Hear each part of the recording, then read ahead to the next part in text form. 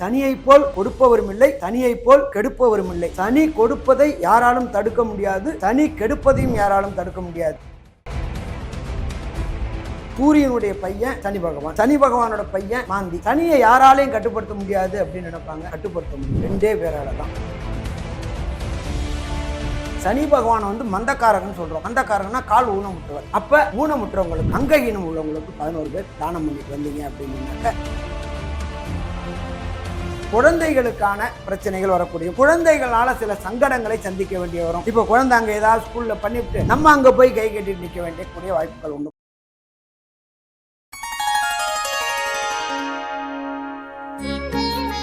Sri Varahi TV நேயர்கள் அனைவருக்கும் வணக்கம். நான் உங்க ஜித்து. இன்னைக்கு நம்ம கூட இருக்கக்கூடிய கெஸ்ட் ஆஸ்ட்ராலஜர் டாக்டர் சுவாமி ஹரிஹர சர்மா தான் இருக்காரு. வணக்கம் சார்.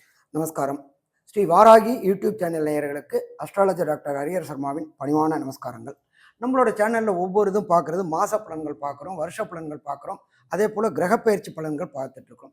அந்த வழியில் நாம் இப்போ பார்க்க போகிறது சனி வக்ர நிவர்த்தி பலன்களை பார்க்க போகிறோம். Super sir. எனக்கும் அதான் கேட்கணும்னு தோணுச்சு.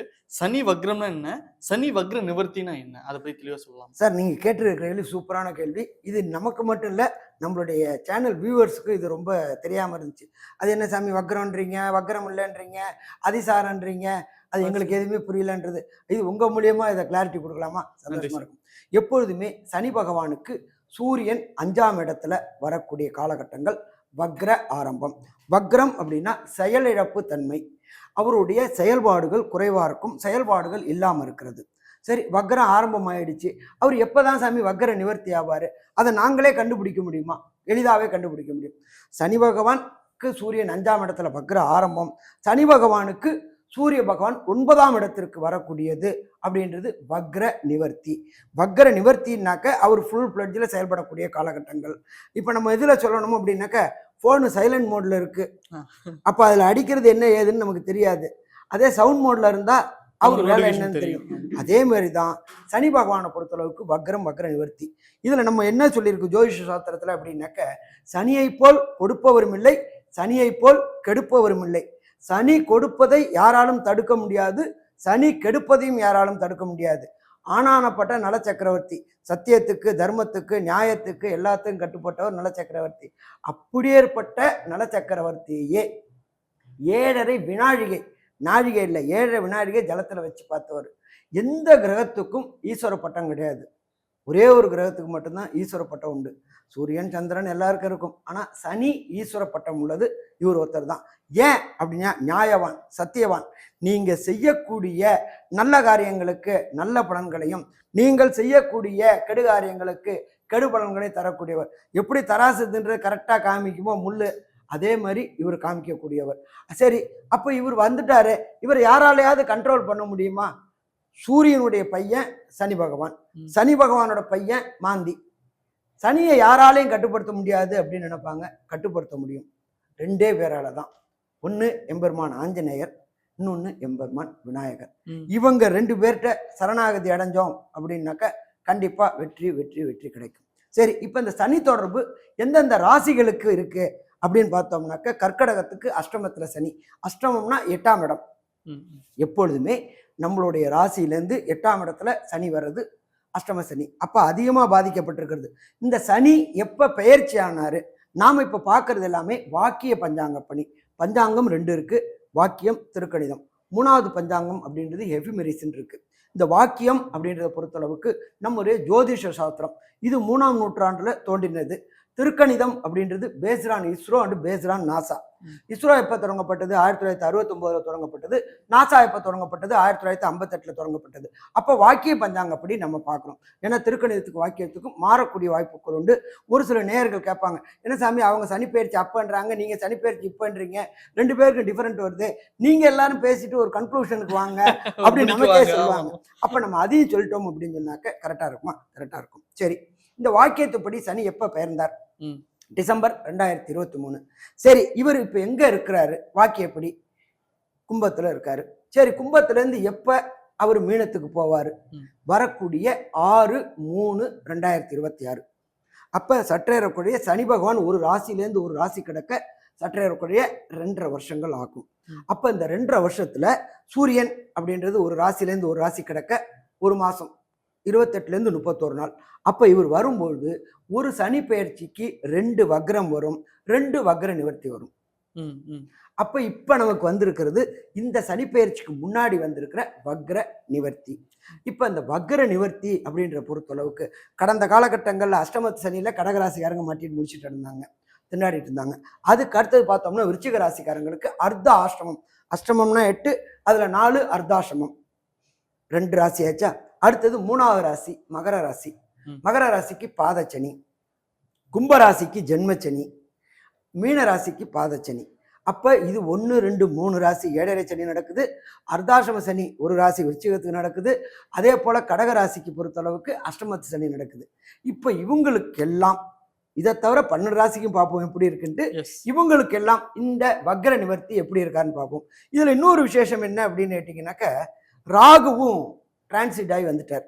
எப்பொழுதுமே எல்லா கிரகங்களும் வளவேட்டில் சுத்தும், ராகு கேது இடவேட்டில் சுத்தும்.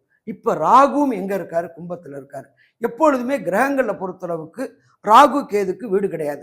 பாக்கி எல்லா கிரகங்களுக்கும் 3 வீடு. சூரியன்னா சிம்மம், சந்திரன்னா கடகம், இதே மாதிரி ஒவ்வொரு கிரகங்களுக்கு வீடு உண்டு. ஆனால் ராகு கேதுக்கு வீடு கிடையாது. அப்போ ராகு கேது என்ன செய்வாங்க? எந்த வீட்டில் இருக்காங்களோ அந்த வீட்டின் அதிபதியின் காரகத்துவத்தை எடுத்து செய்வாங்க. ஏற்கனவே அங்கே சனி ஆட்சி பெற்ற சனி இருக்காரு, கூட ராகுவும் சேர்ந்துட்டாரு. அப்போ 2 சனி பகவான் இருக்கிறதுக்கு உண்டான காலகட்டங்கள். அப்போ சாதாரணமாகவே நம்மளால தாங்க முடியாது. அப்போ ஆட்டி படைப்பாங்க. இது எல்லாமே முக்கியமாக இந்த 5 ராசிக்காரங்க. பாக்கி ஒவ்வொரு ராசிக்கும் நம்ம இப்போ பார்ப்போம். சார், நீங்க வேற 2 பேர் இருந்தா ரொம்ப இது இருக்குன்னு பயப்படுத்திட்டீங்க. இப்போ இதுக்கு பரிகாரம் ஏதாவது இருக்கா? கண்டிப்பாங்க. நமக்கு ஜலதோஷம் வந்தாலும் சரி, ஜுரம் வந்தாலும் சரி, உடனே க்யூர் ஆகாது, ஒரு வாரம் ஆகும். கண்டிப்பாக. அதில் பாராசிட்டமால் டேப்லெட் போடும்போது அது கிராஜுவலாக குறையும். அதே போல் சனீஸ்வர பகவான்கிட்ட சரணாகதி அடையணும். இப்போ உங்களுக்கு எனக்கு டிஃப்ரெண்ட் ஆஃப் ஒப்பீனியன். நான் சாரி சார்ன்றேன். ஒன்று நீங்கள் என்ன பண்ணீங்க ஹியூமனில், தட்ஸ் ஓகே, இது ஹியூமன். இதே சனி பகவான்கிட்ட சரணாகதி அடைகிறது. சரணாகதி அடையிறதுனா, எப்பா நான் தெரியாமல் பண்ணிட்டேன், மன்னிச்சு ஆளை விட்டுரு அப்படின்னு சரணாகதி. இது எளிய பரிகாரங்கள் இருக்குது. அந்த எளிய பரிகாரங்கள், ஃபஸ்ட்டு பரிகாரம் கோயில் வழிபாடு. கோயில் வழிபாடு அப்படின்னாக்க ஃபர்ஸ்ட் ரவுண்டு சனீஸ்வரன். சனீஸ்வரனை பொறுத்தளவுக்கு 4 ரவுண்டு இருக்குது. ஃபர்ஸ்ட் ரவுண்டு மங்கு சனி, 2வது ரவுண்டு பொங்கு சனி, 3வது ரவுண்டு கெண்ட சனி, 4வது ரவுண்டு மரண சனி. ஒவ்வொரு மனிதனும் 4 ரவுண்டு சந்திச்சாகணும். ஆனால் இந்திய மனுஷரோட சராசரி ஆயுள் அப்படின்றது 64 ஆஸ் பர் சயின்ஸ். அப்போ கண்டிப்பாக 2 சனீஸ்வரனோட ரவுண்டை சந்திப்பாங்க. அப்போ ஃபர்ஸ்ட் வர்றது மங்கு சனி. மங்கு சனின்னா என்ன அப்படின்னா, நம்மளோட பெயரையும் புகழையும் மங்க வைக்கும். சரி, அந்த மங்கு சனி நடக்கிறவங்க போக வேண்டிய இடம் எங்க? திருநள்ளாறு. திருநள்ளாறு எங்க இருக்கு? காரைக்கால் பக்கத்துல இருக்கு. காரைக்காலில் அங்கே போய் எப்படி வழிபடணும் அதையும் நம்மளோட நேயருக்கு சொல்லிடுவோம். ஃபஸ்ட்டு போங்க, நலகுளத்துல குளிங்க, நல்லெண்ணெய் வச்சுக்கிட்டு. அதுக்கப்புறம் வஸ்திரத்தை தானம் பண்ணுங்க. அடுத்தது ஒரு இரும்பு கடாய் வாங்கி 200 நல்லெண்ணெய், 1 ரூபா காயின் போட்டு முகத்தை பாருங்க. அதை பார்த்த விட்டு லெப்ட்ல நல களி தீர்த்த விநாயகர், நலனுடைய பாவங்களை தீர்த்த விநாயகர் கோயில் இருக்கும். அந்த இரும்பு கடாயை அங்கே வச்சுட்டு நல களி தீர்த்த விநாயகரையும் பக்கத்திலே இடது பக்கத்தில் பைரவர் இருப்பார்.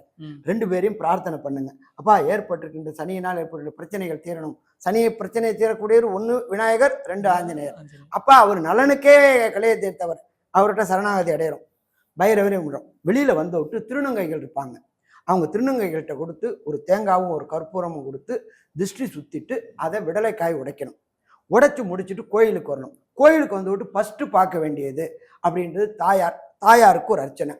2வது பார்க்க வேண்டியது தர்பாரண்யேஸ்வரர், அவருக்கு ஒரு அர்ச்சனை. 3வது பார்க்க வேண்டியது சனீஸ்வர பகவான். சனீஸ்வர பகவானுக்கு முடிஞ்சால் அபிஷேகம் பண்ணுங்க, இல்லை அர்ச்சனை பண்ணுங்க. வெளியில் வரும்பொழுது எள் தீபம், ஒரு 11 எள் தீபம் முடிச்சுட்டு வெளியில் வந்துட்டு நீங்கள் சாப்பிடுங்க. ஒரு 11 பொட்டலை சாப்பாடை வாங்கி. சனி பகவானை வந்து மந்தக்காரகன்னு சொல்கிறோம். மந்தக்காரகன்னா கால் ஊனமுற்றவர். அப்போ ஊனமுற்றவங்களுக்கு, அங்கஹீனம் உள்ளவங்களுக்கு 11 பேர் தானம் பண்ணிட்டு வந்தீங்க அப்படின்னு சொன்னாக்க இந்த மங்கு சனிக்கு ப்ராப்ளங்கள் தீரும். சரி சாமி, அடுத்தது பொங்கு சனி, அதுக்கு ஏதாவது இருக்கா? இருக்கு. பக்கத்தில் திருத்துறைப்பூண்டி பக்கத்தில் திருக்கொல்லிக்காடு அப்படின்ற ஒரு இடம் இருக்கு. அந்த திருக்கொல்லிக்காடுக்கு போங்க. தாயாருக்கு ஒரு அர்ச்சனை, ஈஸ்வரனுக்கு அர்ச்சனை, எம்பெருமான் சனீஸ்வர பகவானுக்கு ஒரு அபிஷேகமும் அர்ச்சனையும் பண்ணி முடிச்சுட்டு தானம். எப்பொழுதுமே தானத்தில் சிறந்தது அன்னதானம்.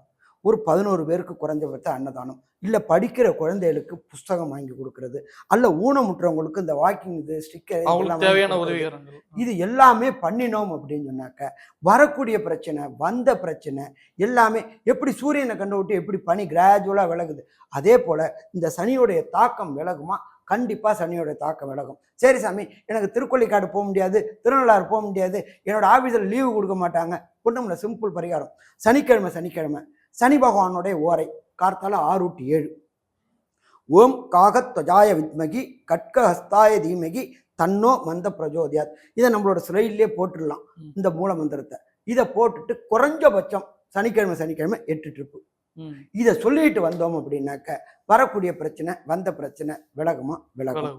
இதை தவிர இதுக்கும் எனக்கு கஷ்டம் சாமி அப்படின்னு சொன்னா பக்கத்துல உங்க வீட்டு வாசல்ல உள்ள விநாயகருக்கு திங்கக்கிழமை ஒரு அர்ச்சனை பண்ணிட்டு வாங்க. கண்டிப்பா வர பிரச்சனை, வந்த பிரச்சனை அத்தனையுமே விநாயகர் பேரை சொல்லவும், ஆஞ்சநேயர் பேரை சொல்லவும் விலகுமா? விலகும். இப்போ ஒவ்வொரு ராசிக்கு தெளிவா என்னன்றதை நம்ம பார்க்கலாமா? கண்டிப்பா. நம்ம நேயர்களை பொறுத்தளவுக்கு எல்லாருமே இந்தியா மட்டும் இல்லை, உலகத்துல பொறுத்தளவுக்கு இந்த 12 ராசியில கண்டிப்பா அடங்கிடுவாங்க. கண்டிப்பா. ஃபர்ஸ்ட் ராசி காலபுருஷ தத்துவத்தின்படி ஃபர்ஸ்ட் ராசி அப்படின்னு வர்றது மேஷ ராசி. மேஷத்துடைய அதிபதி அப்படின்றது செவ்வாய்.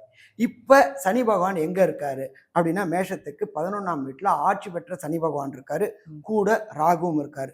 ஒரு 138 நாள் வக்ரமான நாள்ல எல்லாரும் சந்தோஷமா மேசராசிக்காரங்களா இருந்தாங்க. அந்த சந்தோஷமானவங்களுக்கு வரக்கூடிய 17/11/2025 6/3/2026 வரையிலும் எச்சரிக்கையா இருக்கணும். கடந்த காலகட்டங்கள்ல பொருளாதாரம் அள்ளி விளாசிச்சுட்டு இருந்துச்சு. 11ஆம் இடம்ன்றது ஜோதிட சாஸ்திரத்தை பொறுத்தவரை ஒரு லாபஸ்தானம். கூட ராகுவும் இருந்தாரு. வெளியூர், வெளிமாநில, வெளிநாட்டிலேருந்து டாலரும் தினாரமா கொட்டிட்டு இருந்துச்சு. அது இப்ப கொஞ்சம் கட்டுப்படுத்தப்படும். ஏன்? தொழில் ஸ்தானத்துல தொழில் ஸ்தானாதிபதி, லாபஸ்தானத்துல லாபஸ்தானாதிபதி இருக்காரு, கூட ராகுவும் இருக்காரு. அதனால இந்த காலகட்டங்களில் மேஷராசி என்பவர்கள் எச்சரிக்கையா இருக்கணும். சரி, அடுத்தது சனி நின்ற இடத்தையும் கெடுப்பார், பார்த்த இடத்தையும் பாழ் பண்ணுவார்ன்றது ஜோதிஷ சாஸ்திரத்தை சொல்லியிருக்கு. அப்ப சனி 11ஆம் இடத்துல இருந்துட்டு உங்களுடைய ராசியான மேஷத்தையே பார்க்கிறாரு. அப்ப மேஷ ராசி என்பவர்களுக்கு உடல் நலத்தில் தொந்தரவு வரக்கூடிய வாய்ப்புகள் உண்டு. அப்ப prevention is better then cure. ஏதாவது ஒரு சின்ன உபாதை வந்தா கூட உடனடியாக உங்களுடைய குடும்ப டாக்டரை பார்த்துட்டோம்னாக்க பிரச்சனை சரியா போகுமா? பிரச்சனை சரியா போகும். சரி, அடுத்தது அவர் எங்க பார்க்கறாரு அப்படின்னா அவருடைய தகப்பன் வீடான சூரியனை பார்க்கறாரு. அது மேஷ ராசிக்கு 5ஆம் இடம். அப்ப குழந்தைகளுக்கான பிரச்சனைகள் வரக்கூடியும். குழந்தைகளால சில சங்கடங்களை சந்திக்க வேண்டிய வரும். இப்போ குழந்தை அங்கே ஏதாவது ஸ்கூல்ல பண்ணிவிட்டு நம்ம அங்கே போய் கை கட்டிட்டு நிற்க வேண்டிய கூடிய வாய்ப்புகள் உண்டு. புத்திரர்களால் பாதிப்புகள் வரக்கூடிய வாய்ப்புகளும் இந்த மேஷராசி என்பவர்களுக்கு இந்த 17/11/2025 6/3/2026 வரக்கூடிய வாய்ப்புகள் உண்டு. சரி, அடுத்தது எல்லா கிரகங்களுக்கும் 7ஆம் பார்வை உண்டு. குருவுக்கும் சனிக்கு மட்டும் விசேஷ பார்வைகள் உண்டு.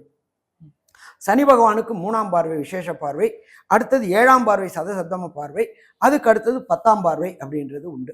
இந்த 10ஆம் பார்வையை எங்க பார்க்கறாரு அப்படின்னாக்க அந்த ராசி மேஷ ராசியுடைய இன்னொரு வீடான விருச்சிகத்தை பார்க்கறாரு. விருச்சிகம் அப்படின்றது அடுத்த செவ்வாய் வீடு. அது இந்த மேஷத்துக்கு 8ஆம் வீடு. 8ஆம் இடத்தை பார்க்கும்பொழுது உடல்நல தொந்தரவுகள், யூரினரி இன்ஃபெக்ஷன் வரக்கூடிய வாய்ப்புகள் உண்டு. பிறப்புறுப்பு மற்றும் இதில் ப்ராப்ளம் வரக்கூடிய வாய்ப்புகள் உண்டு. அதனால இந்த காலகட்டங்களில் காமன் டாய்லெட்டை யூஸ் பண்ணுறது, காமன் பாத்ரூமை யூஸ் பண்ணுறது குறைச்சிக்கணும். அப்படி வேற வழி இல்லைன்னா ஒரு ட்ரிப்புக்கு 2 ட்ரிப் ஃப்ரெஷ் பண்ணி போகணும். அடுத்தது வெளியில உணவுகளை தவிர்ப்பது சிறந்தது. அடுத்தது வீட்டை விட்டு வெளியில் செல்லக்கூடிய வாய்ப்புகள் உண்டாகும். 8 அப்படின்னாலே மறைவு ஸ்தானம். அப்போ வீட்டை விட்டு வெளியில வரக்கூடிய வாய்ப்புகள் உண்டு. சரி, இது மட்டும்தானா? ஏதாவது ஒரு ஆறுதல் வார்த்தை இருக்கா? கண்டிப்பா ஆறுதல் வார்த்தையும் இருக்கு. என்ன ஆறுதல் வார்த்தை? நாம காம்படிட்டிவ் எக்ஸாம் எழுதக்கூடிய மேஷராசி என்பவர்கள். காம்படிட்டிவ் எக்ஸாம்னா என்ன? ஐஐடி, ஜேஇஇ, நீட்டு, ஐபிஎஸ், ஐஎஃப்எஸ் எழுதக்கூடிய குழந்தைகளுக்கு விரும்பிய பல்கலைக்கழகம் கிடைக்கக்கூடிய வாய்ப்புகள் உண்டு.